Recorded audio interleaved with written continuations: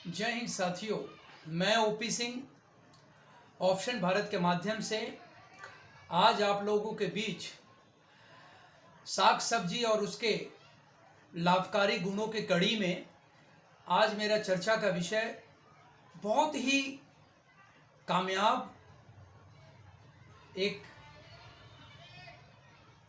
आप देख के पहचान सकते हैं धनिया, जिसे हम कोरिएंडर लीव्स के नाम से जाने जाते हैं, हरी धनिया। मित्रगण, आज मैं चर्चा रखूंगा आप लोगों के बीच में धनिया के कुछ हैरत अंगेज जानकारियां। सूखी धनिया के ऊपर बात नहीं करूंगा, आज का मेरा वीडियो केवल हरी धनिया के ऊपर होगा।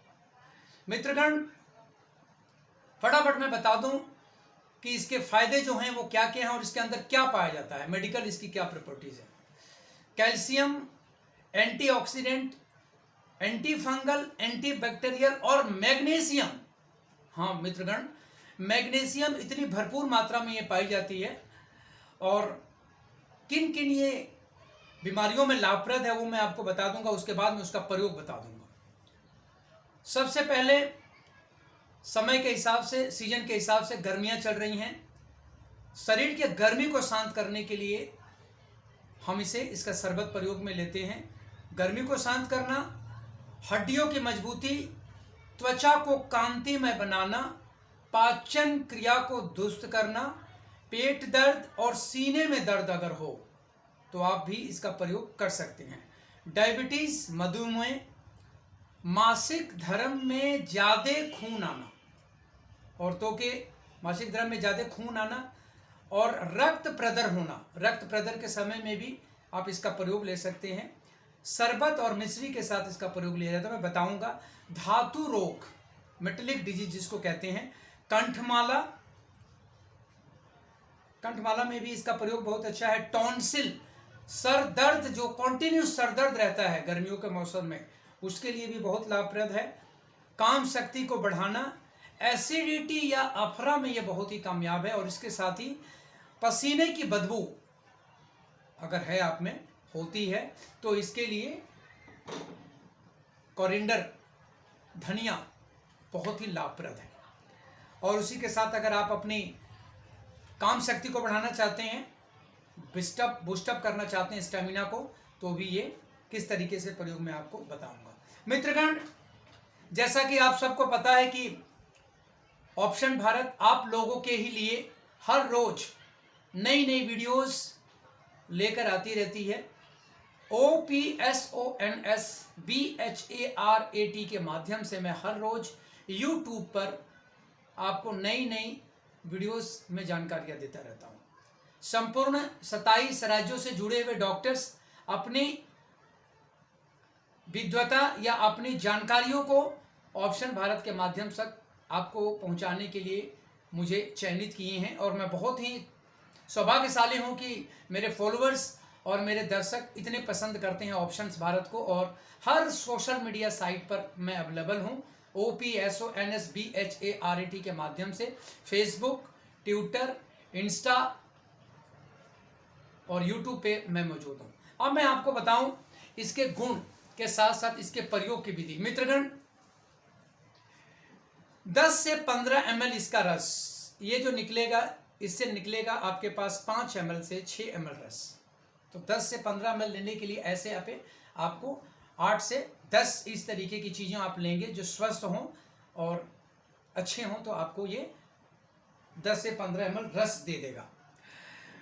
जिन लोगों को हड्डियों की मजबूती की जरूरत है, कई लोग ऐसे होते हैं अक्सर गिरते पड़ते हैं, उनको चोट लग जाता है, हड्डियां टूट जाती हैं, या पुरानी हड्डियों के चोट हैं, वो सही नहीं हो रही हैं, दर्द रहता है, उनके लिए इसका रस बहुत ही रामबाण माना जाता है।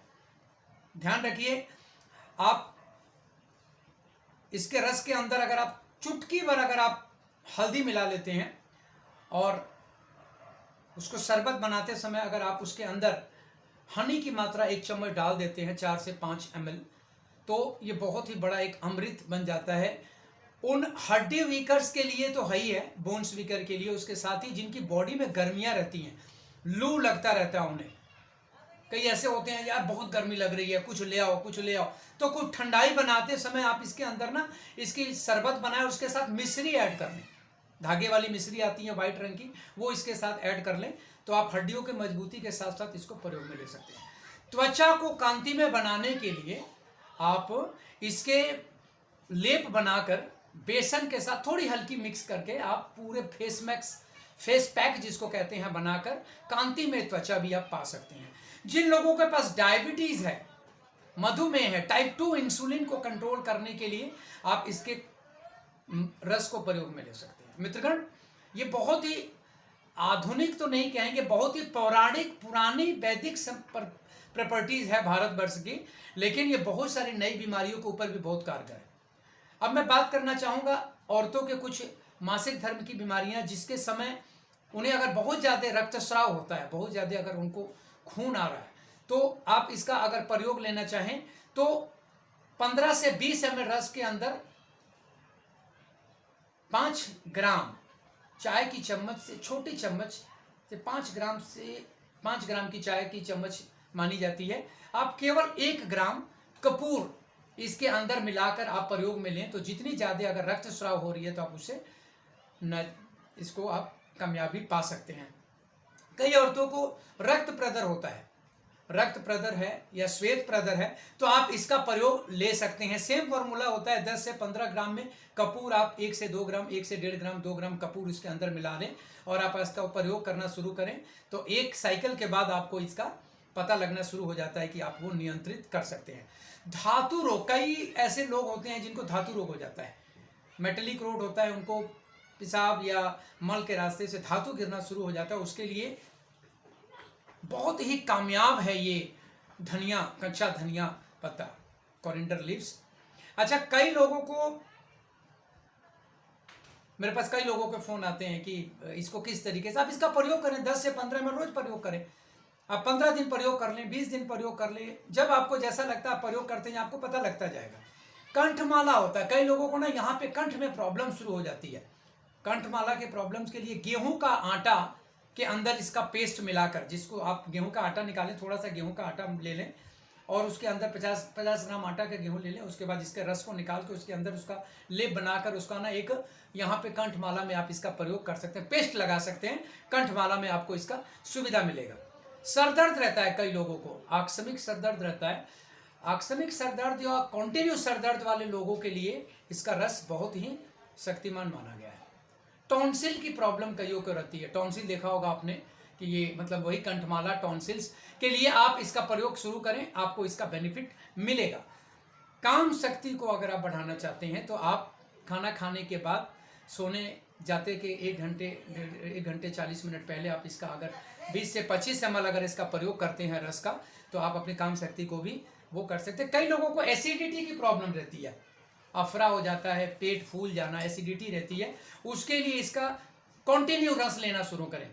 कंटिन्यू 27 से 28 दिन आप अगर इसका प्रयोग करते हैं तो आप उस एसिडिटी में भी आप इसका फायदा ले सकते हैं। कई लोगों को पसीने की बदबू आती है, आप इसके पत्ते के साथ अगर मिंट के पत्ते को, माने पुदीना के पत्तों को मिलाकर लेना, वैसे पुदीना का पत्ता मिलाएं तो बहुत बेहतर है, ना मिलाएं तो भी इस कोरिएंडर का पत्ता, धनिया का पत्ता पसीने की बदबू को हटाने के लिए बहुत ही कारगर मानी गई है।